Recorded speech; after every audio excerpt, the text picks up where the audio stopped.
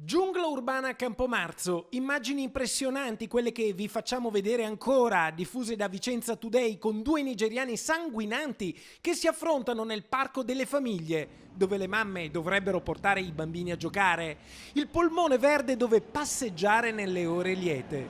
Io mi ricordo che quando avevamo moglie incinta venivamo a passeggiare a Campomarzo, era un posto tranquillo, adesso un posto abbandonato.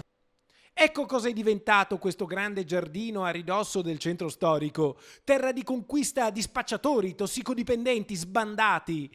I blitz delle forze dell'ordine sono inutili a tal punto che l'assessore alla sicurezza Dario Rotondi ammette che la polizia locale non può risolvere problemi di questa portata. Un vero e proprio rimpallo al governo di centrosinistra, lo stesso che tramite i prefetti ridistribuisce i richiedenti asilo anche nel Vicentino, dove se ne contano più di 2300 e ne continuano ad arrivare al ritmo di un centinaio al mese. Sia chiaro, la maggior parte dei profughi sono bravi ragazzi che in Italia cercano un futuro che difficilmente troveranno, ma è altrettanto vero che tantissimi non otterranno l'asilo richiesto perché non ne hanno diritto. Così qualcuno si perde, qualcuno nel suo vagare finisce in quel grande inferno metropolitano che è diventato Campomarzo, come il profugo che in queste immagini affronta senza esclusione di colpi un clandestino in pieno giorno in quello che potrebbe essere un regolamento di conti per questioni di droga.